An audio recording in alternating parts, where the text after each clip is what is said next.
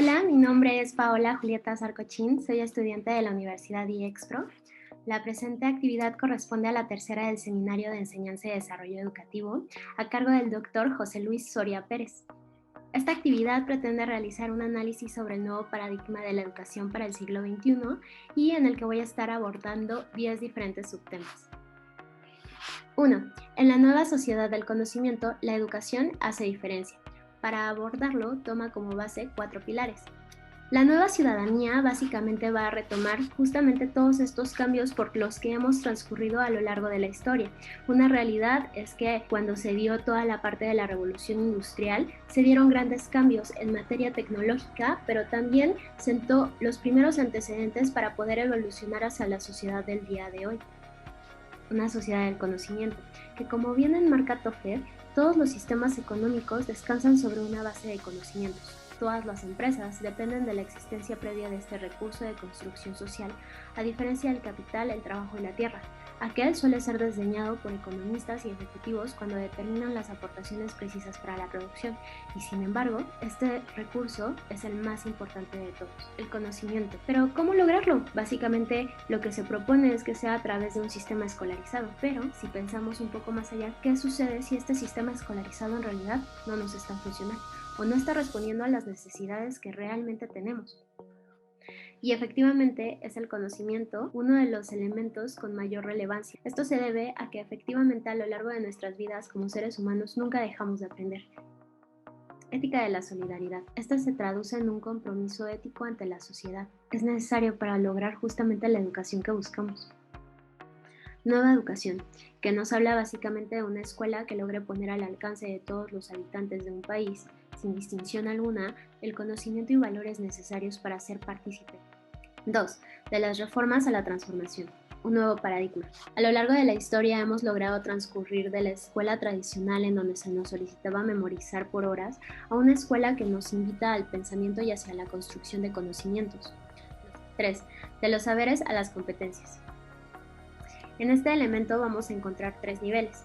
El primero refiere al nivel político e ideológico y básicamente nos habla de los fines y objetivos de la educación, abarcando 3 diferentes áreas: la cultura, la político-institucional y la producción. El siguiente nivel es el técnico-pedagógico y se encuentra ligado justamente al previo. Este se va a centrar en lo propiamente educativo dentro del aparato escolar y se va a organizar bajo 3 definiciones: conocimiento, aprendizaje y contenido.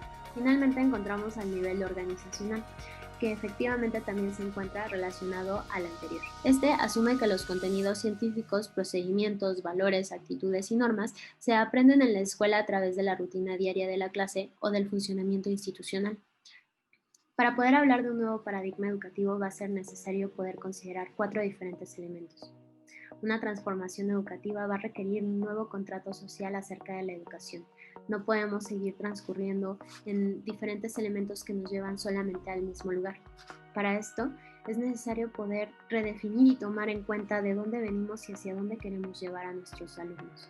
El primer elemento refiere a una universalidad de la educación, es decir, educación para todos. El segundo nos habla de calidad en la educación.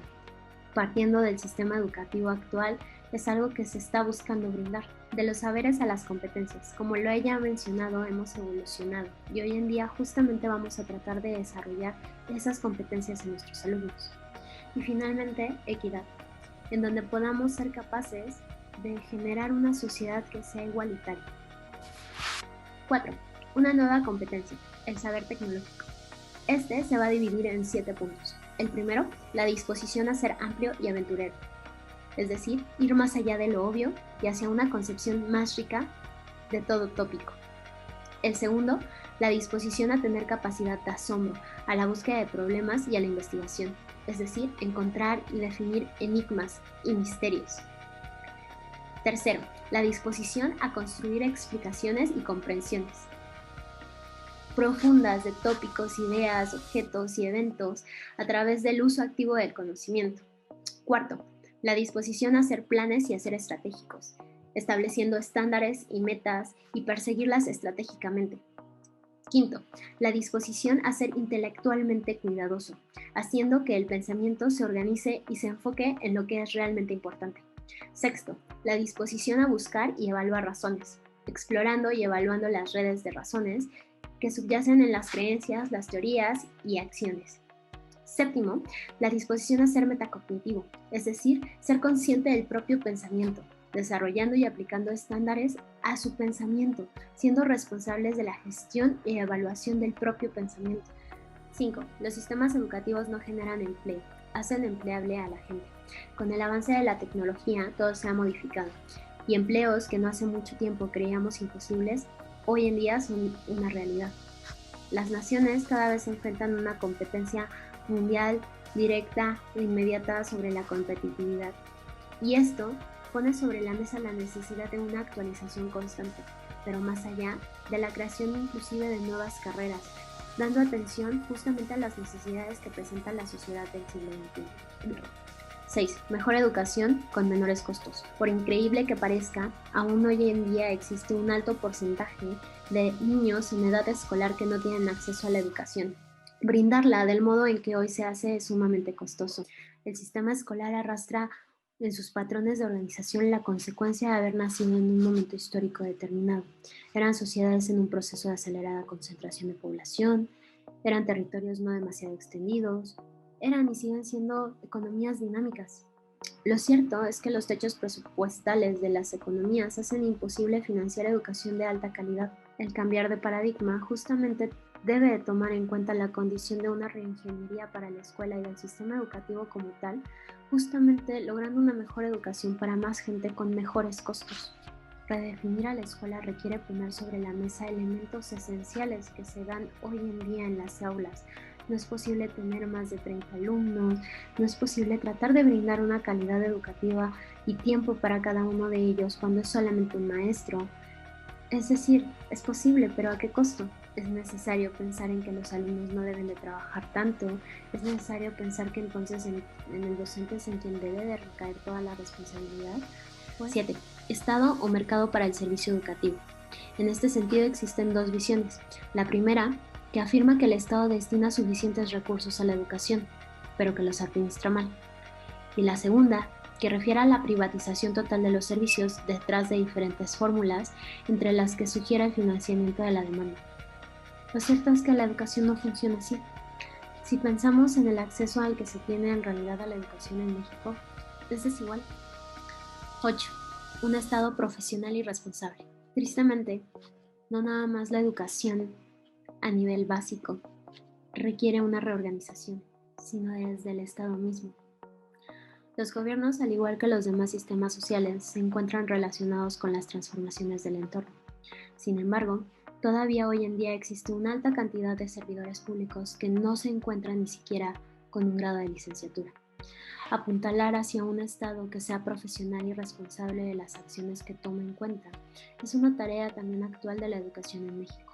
Una realidad es que necesitamos transformar la educación, pero es necesario también realizar cambios estructurales en las instituciones políticas y en las administraciones públicas. 9. De las declaraciones a los hechos, las dificultades de las reformas de segunda generación.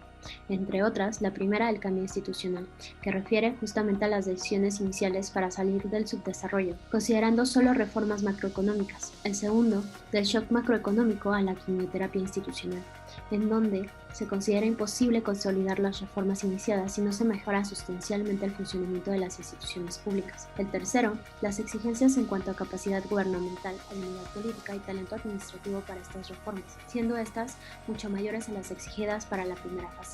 Y finalmente, recursos equivalentes, en donde tanto los gobiernos como los organismos de financiamiento internacional deberán destinar recursos para realizar las reformas de segunda generación, rescatando a las instituciones, recursos que deberán ser equivalentes a los que se invierten en las reformas macroeconómicas. 10. La transformación debe ser integral y consensuada.